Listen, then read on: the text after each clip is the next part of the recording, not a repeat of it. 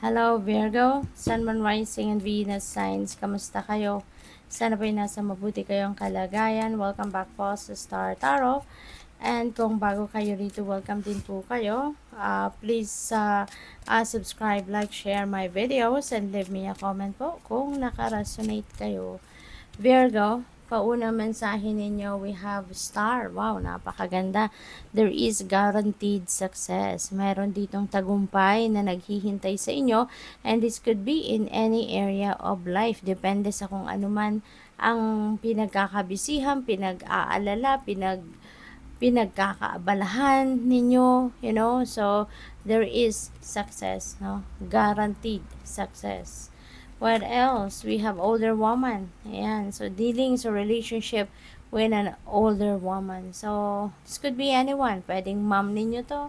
Pwedeng lola ninyo. Pwedeng mother-in-law ninyo. Pwedeng auntie ninyo. So, this could be anyone that you are dealing with sa ngayon. Pwede rin, na inaalagaan mo siya. Pwede rin, na kung caregiver kayo, kunyari, or nurse kayo, baka meron kayong inaalaga ang older woman sa ngayon, So, depende yan sa inyong sitwasyon.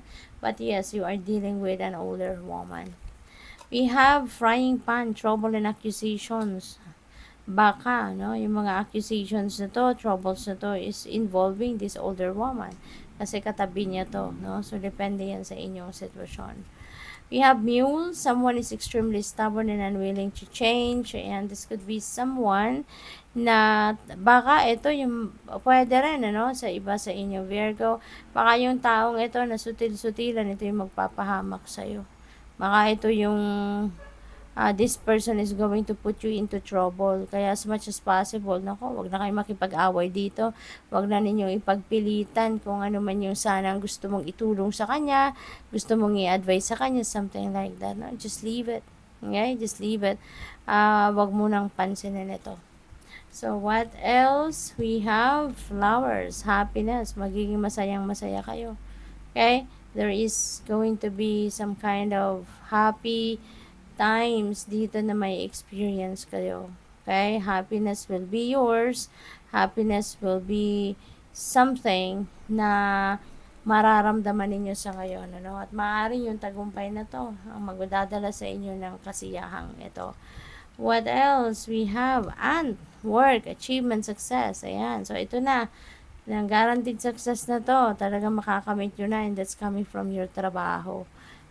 Siguro meron kayong task na matatapos mo na, or baka sa trabaho ninyo meron kayong achievement, and you will be financially rewarded, Financially rewarded. Kaya mas talagang magiging masayang-masaya kayo. So, thanks God. What else? We have stork. There is a news of a birth or a new business opportunity. Ayan. So, pwedeng merong magbabalita sa'yo of a business opportunity. Baka aayain kayo o i-offer ito sa inyo, or baka meron kayong mababalitaan na manganganak na or nanganak na. Okay? Someone important, someone close to you for sure. What else? We have gavel, involvement with the law. Pwedeng meron kayong pwedeng meron kayong ginagawang batas, baka trabaho ninyo yon, baka katulong kayo ng gumagawa ng batas, baka nasa department kayo ng nagre-regulate ng batas, mga ganun ba? Baka nasa kayo, nagtatrabaho kayo para sa isang judge, or para sa isang lawyer, or maybe isa kayong lawyer, diba? So, possible din yun. Or baka meron kayong violation, sa batas.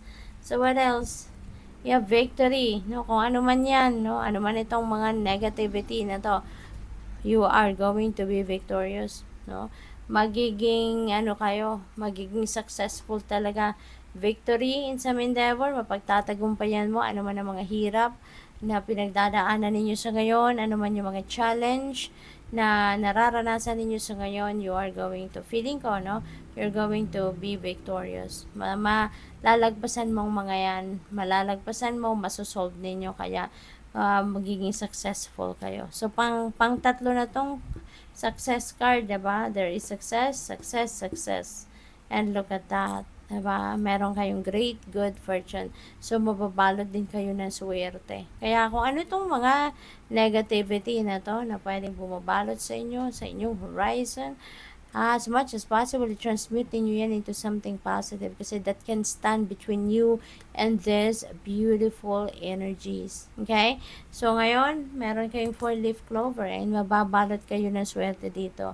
You know, sa iba't ibang parte. Hindi lang sa pera, kundi yung trabaho ninyo, career ninyo, negosyo, kung nag-a-apply kayo ng trabaho or kunyari pag-abroad or nag-a-apply kayo ng kung ano man, permit, mga ganon. So, siswertehin kayo. Okay?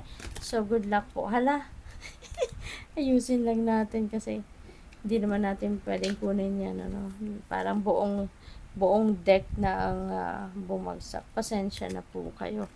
So, yun, kuha pa tayo ng mas marami pa. We have Axe forces working against you. Alam mo kung bakit? Marami naiinggit sa iyo eh. Very successful kayo eh, no? Very successful kayo. Ang swerte pa ninyo. Kaya, hindi malayong maraming naiinggit sa iyo. Hindi malayong mayroong mga tao dito na hindi natutuwa, no? Na kung meron kayong magandang mga kaganapan sa buhay, meron kayong kasiyahan, yung ganon. May success, di ba? So, be careful, okay? Be careful sa ngayon. Do not take risk. Now is not the time for you to try new things. Okay? So, stay put lang kayo. Maghintay kayo ng tamang pagkakataon. Always listen to your intuition kasi you will always be given signal, no? Kung panahon na or oras na para kayo ay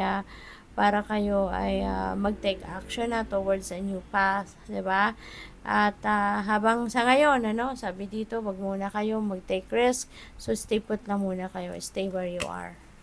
A final message ninyo, obstacles to overcome, but whatever this is, na mga obstacles na pwedeng nararanasan ninyo recently, don't worry. Mapagtatagumpayan mo yan. We have victory, we have success, and magiging masaya ka, magiging maswerte ka. So, regardless kung ano man ang negative energies na pwedeng nandito or ano man ang nararamdaman ninyong negative feelings or negative thoughts na iisip ninyo, as much as possible, tanggalin ninyo yan, palitan ninyo ng happiness, tanggalin ninyo positivity, kasi alam nyo na, diba? Negativity attracts negative situations, negative experiences. Okay? And we don't want that. Kaya palitan ninyo ng kasiyahan lang, ng masaya lang, ng positibo lang para magagandang bagay ang mangyari sa buhay ninyo. Okay? So, good luck. Thank you for watching. Love and light. Namaste.